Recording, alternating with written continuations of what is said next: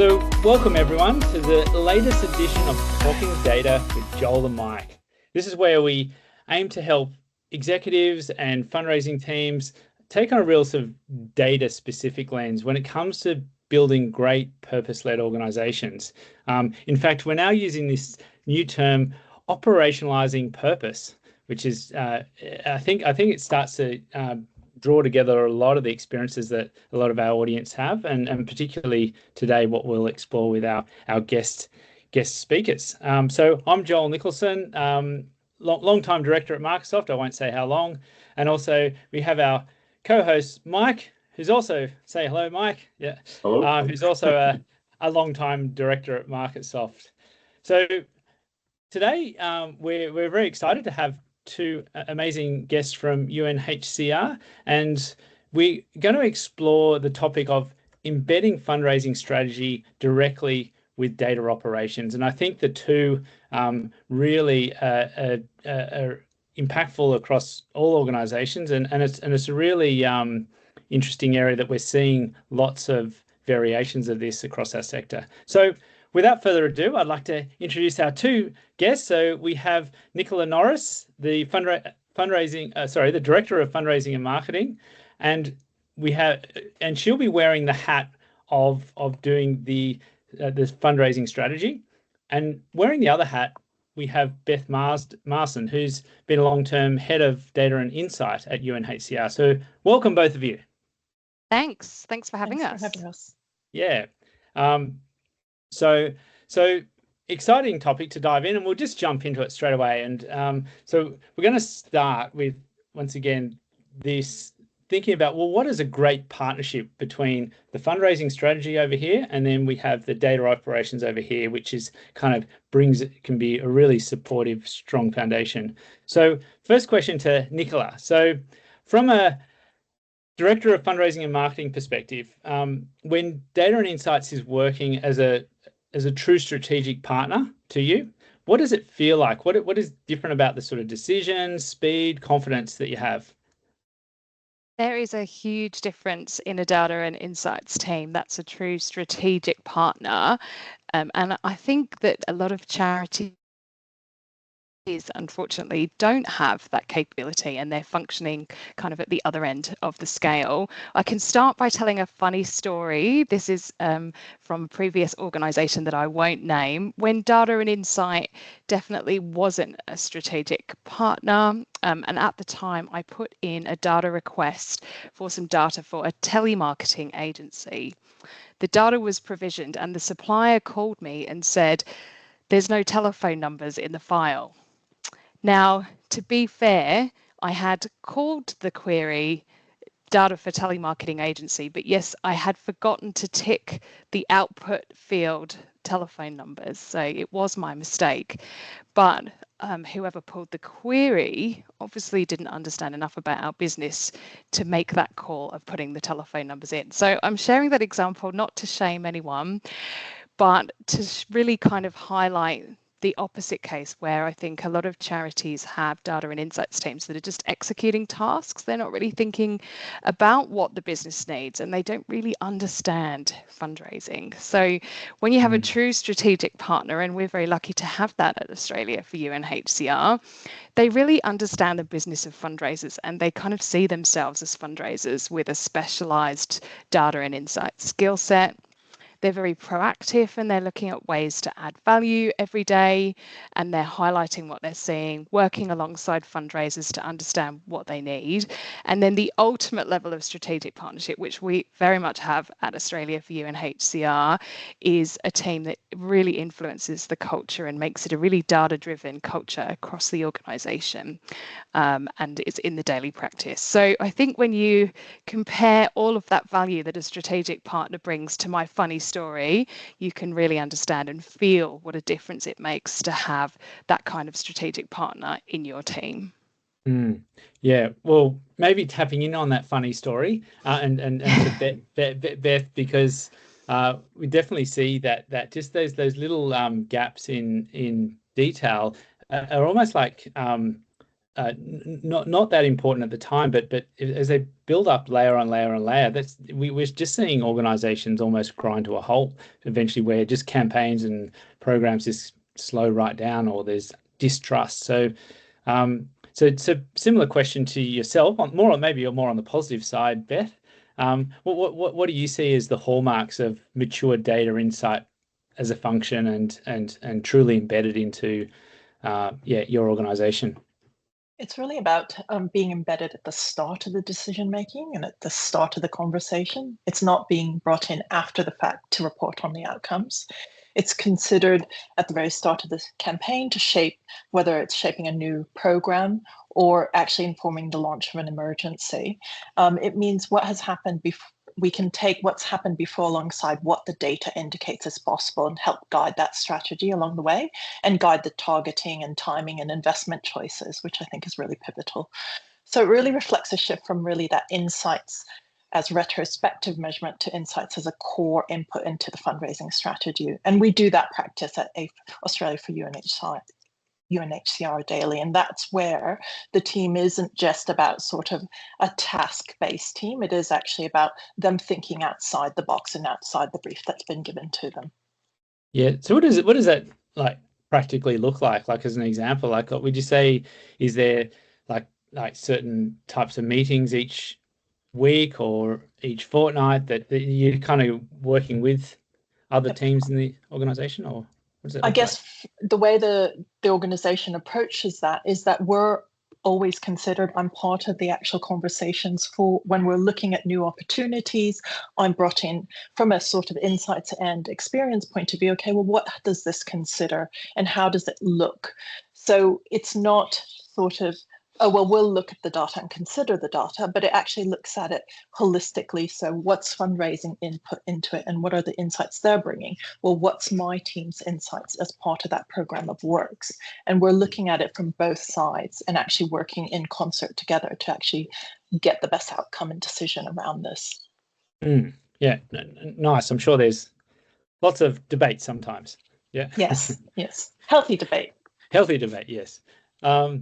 Okay, well, let's split this into the other side, like that. Let's look a bit more on maybe the darker side of this topic of where maybe fundraising strategy and data operations aren't integrated. And Nicole, speaking to you a number of weeks ago on this topic, that you've definitely experienced some of this over the years.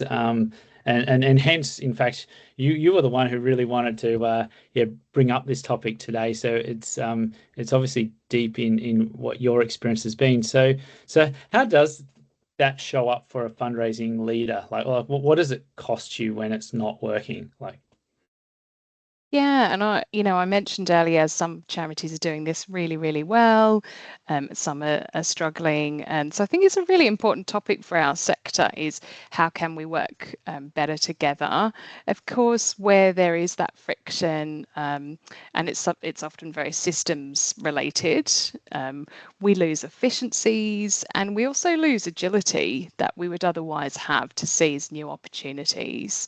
And I think there's a lot of not-for-profits in Australia who are currently working with manual workarounds and data that's not very well integrated. And personally, I put that down to a lack of upfront investment in those systems. And typically there wasn't enough money at the time to do the integration.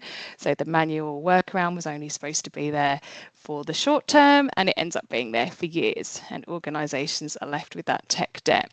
And had we had the investment up front, don't get me started on that, we would be able to do so much more as not-for-profit. So I think that's really key. And I see our systems and our data architecture as a key enabler for our growth.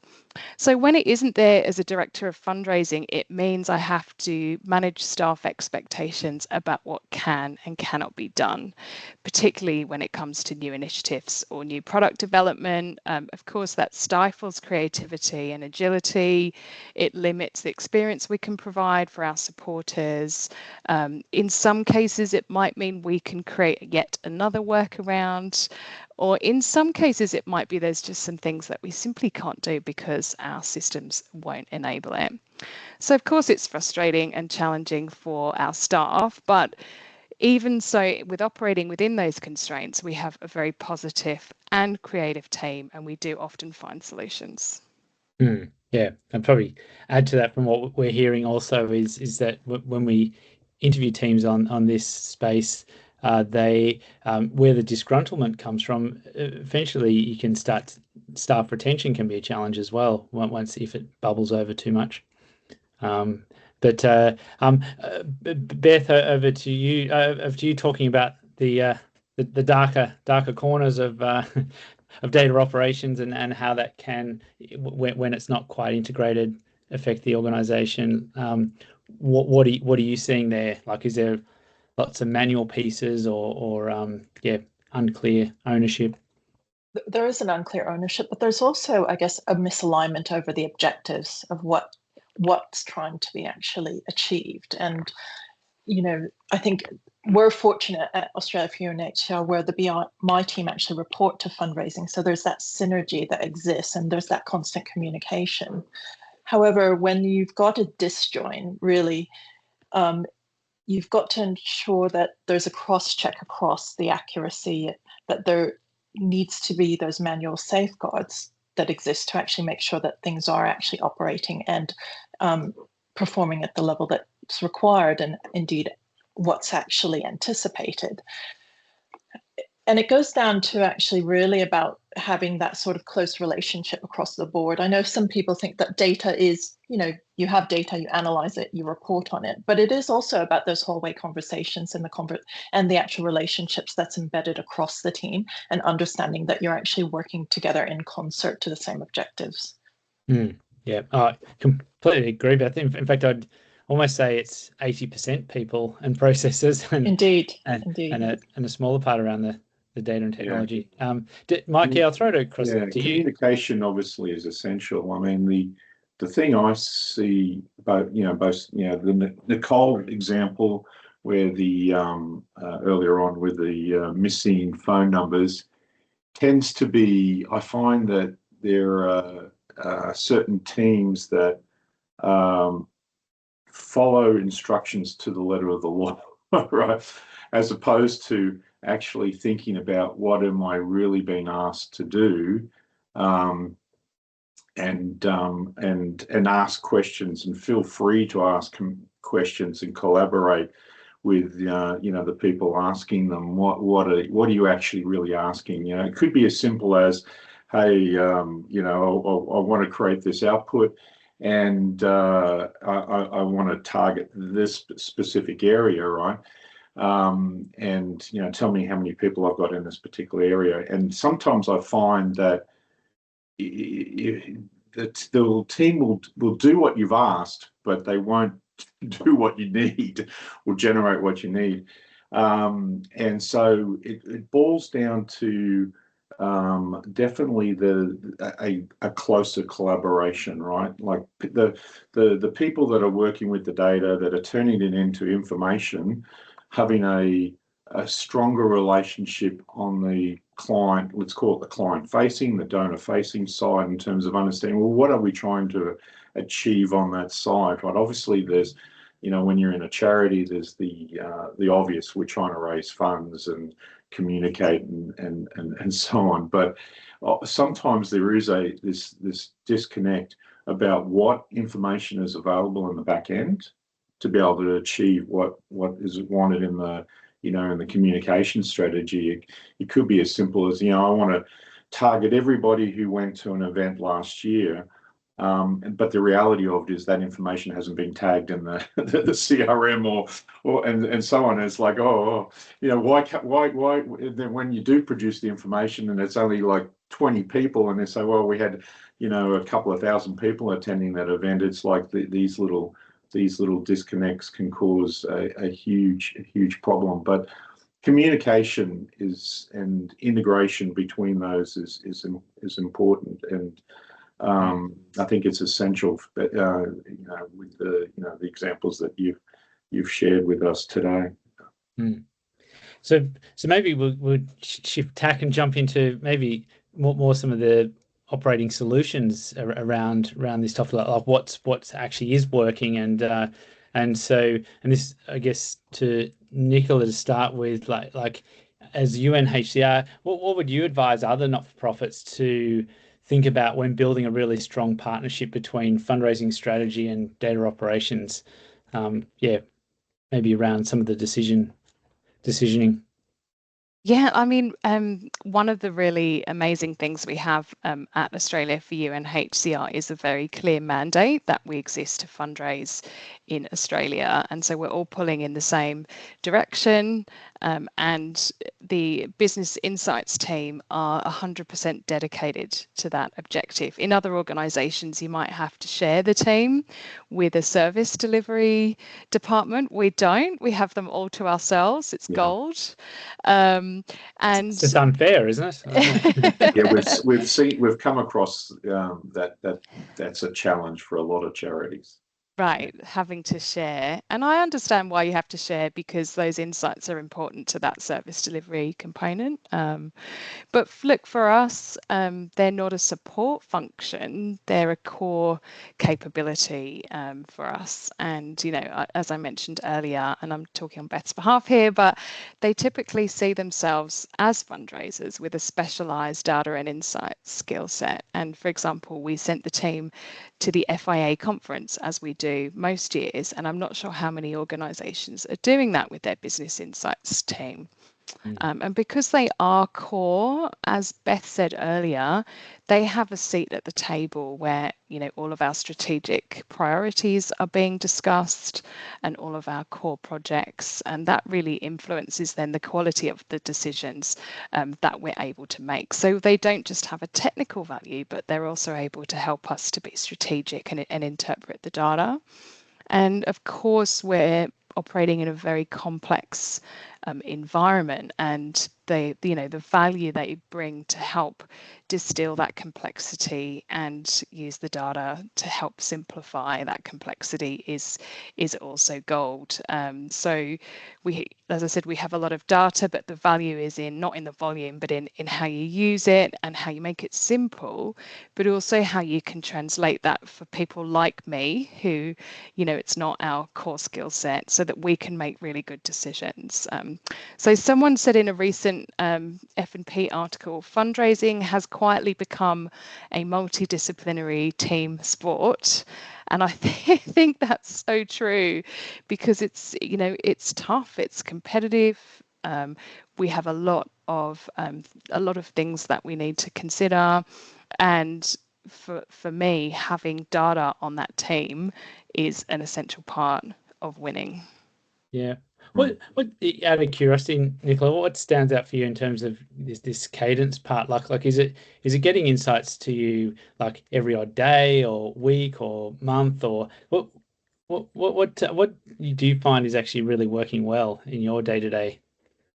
So you may or may not know this, but Australia for UNHCR is an emergency response organisation. So typically what that means is we get the green light to fundraise when, you know, there's a major war or disaster and people are displaced.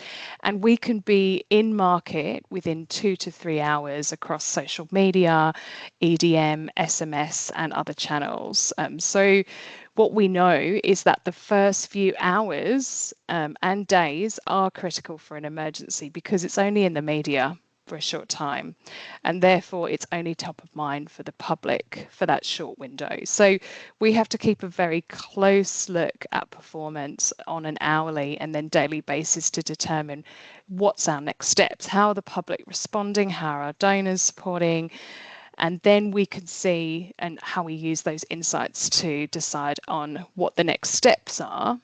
And that's absolutely critical for how much money we can raise for refugees and displaced people who've been impacted by that crisis. So, for example, last year, we raised $840,000 for the Myanmar earthquake in just 2 weeks. And there was a lot of data and insights that was involved in steering the ship in those 2 weeks to get that result.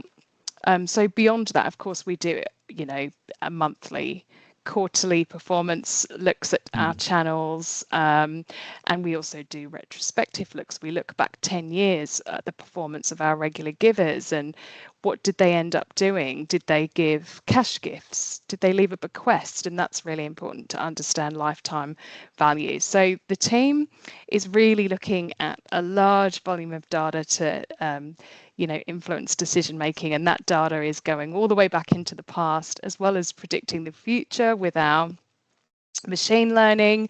And then, of course, when it's an emergency, it's literally down to what happened in the last hour.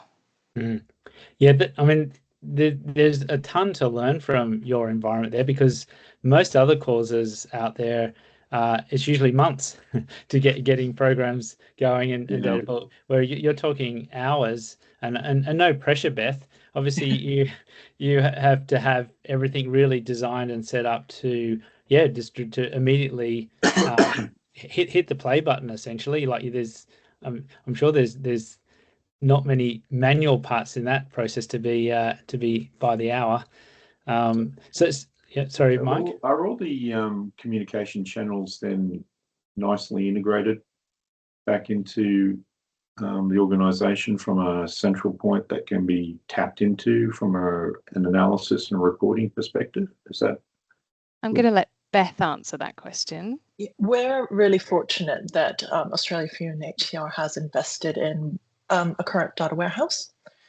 And so we do have the capability, and we've built, just to put in context, when I first joined, I was tasked with actually evolving the data infrastructure, and it used to take us over 24 hours to export data from the front end to get out for an emergency.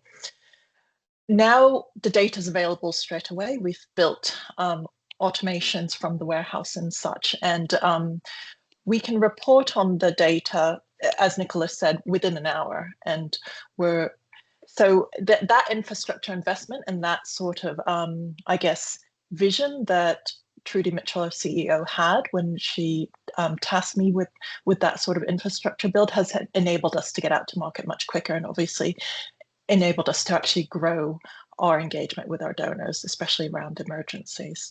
Yeah. But to your point, Mike, about I guess reporting, and we do have the warehouse that can report most of our actual channels, but it will be about the data that's actually inputted into the CRM and into sort of those source systems and the sort of validity of that data. Yeah, okay.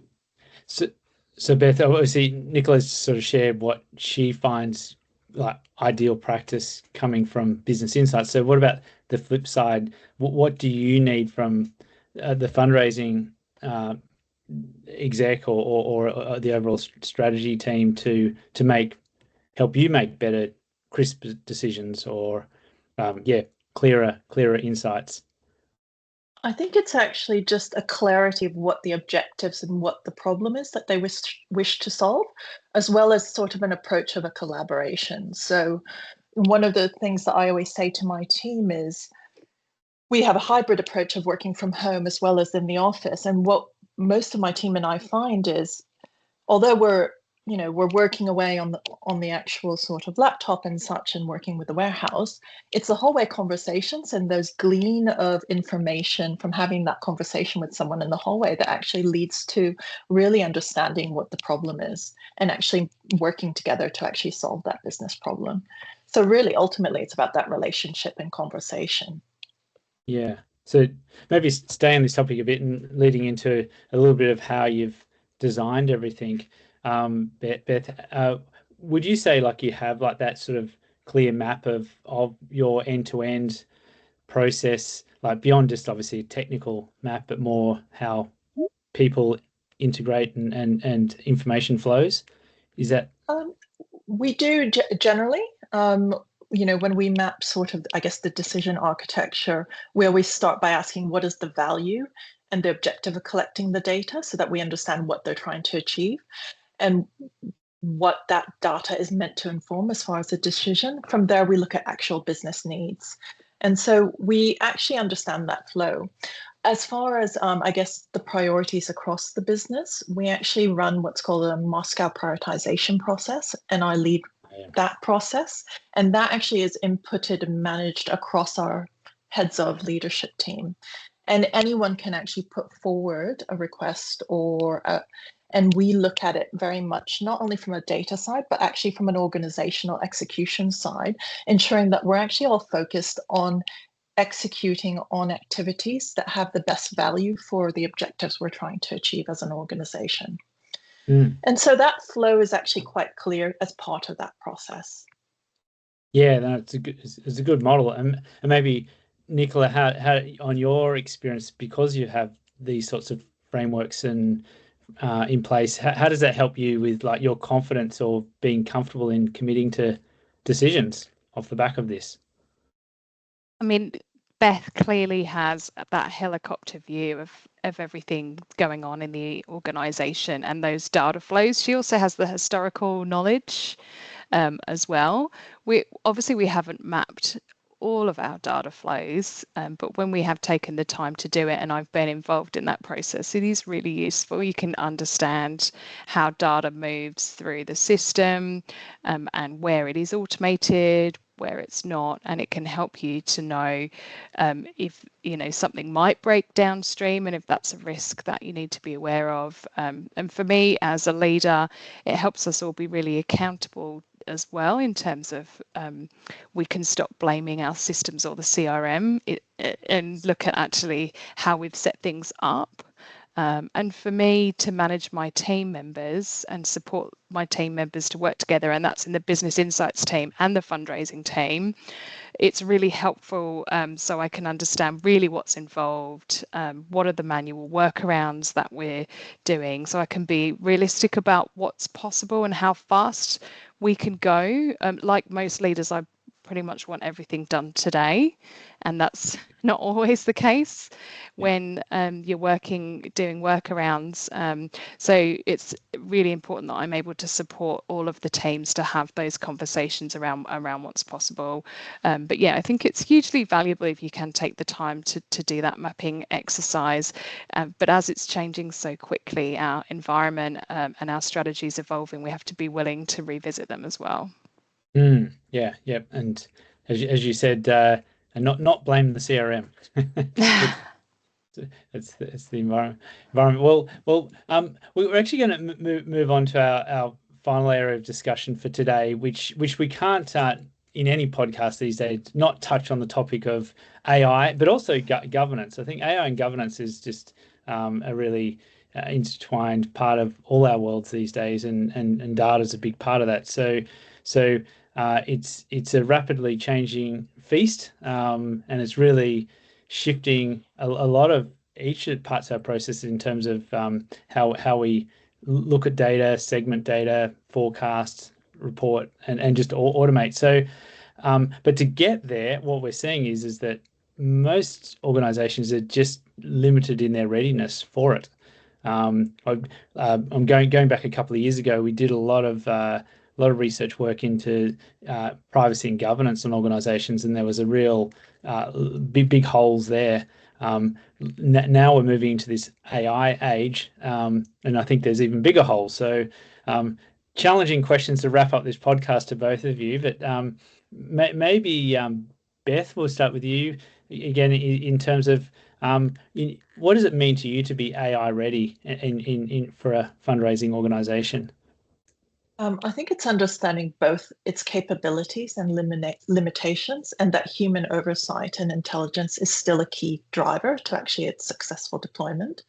There needs to be established guardrails and governance across the organization that actually speaks to every single role across the organization, from leadership to staff. And it's just ensuring that there's alignment on what that looks like as far as those guardrails and how to use AI to best support the organization. It also means that there should be a constant review of how it can be used and the constant review of the outputs from the use of AI. For instance, my team actually, own the machine learning program at A4U. And we don't just rest on our laurels. We ensure that there's always a re-verifying process that the machine learning nodes are still effective and achieving the best outcome of our campaigns. And if it's not, then we go back and actually have a look at, well, what do we do here? Because it's ensuring that it's not a set and forget practice. right? I think some people think, oh, AI is fantastic, we'll go ahead and, that will help. It will indeed help, but there is an actual responsibility in ensuring that it's still achieving what you need. And actually, there is always going to have to be a human oversight as part of that process. Which raises a good question, actually, because what you're sort of describing is what's sort of being wrapped up into this whole AI discussion, right? And that is everything seems to be falling into the AI camp, right? But there's let's call it the machine learning, the traditional analytics in terms of, the whatever modules that may be in place for predictive analysis or response analysis and so on. And then there is the large language models, right? And all of this seems to be wrapped up into the almost the same topic, right? But there's a let's just say a best business practice around maintaining traditional analytical processes, right? And then there is how does a business deal with the large language models and integrate those and get benefit out of those within the overall organization. So I suppose just going back to the question then is, in terms of the large language models, right? How are they being potentially utilized or perceived within the organization as a tool? I think we have an appetite to explore new and innovative things, but we're also cautious. So it's actually about the planning you put in place to make sure that what you're trying to achieve has an actual business problem you're solving, and that there are actual ways of measuring its success and possibly its not and its failure. And what do you do? So it's actually really having a plan. We've approached each deployment with a clear objective of what problem we're trying to solve and what those success measures look like. And we're constantly revisiting that. So as I said, it's not something that we're just setting and forgetting. We're actually going back and actually reviewing, is it actually achieving what we want as an organization? And if not, how do we actually improve it? Or indeed, is it something that we don't want to actually deploy at this point in time? And we're looking at that for every single deployment that we're actually considering or in the middle of. Just as a follow-up to that, we obviously do have an AI policy. According to the Institute of Community Directors, we're one of 17%, that's 17, of charities that actually have an AI policy. So not many charities have one right now. And Nicola, from your perspective or your experience with AI, like what's helping you the most in that space? Like what's making you more comfortable to make decisions around AI? So it's a constantly evolving space, and there's so many different aspects to it, as you said, Mike.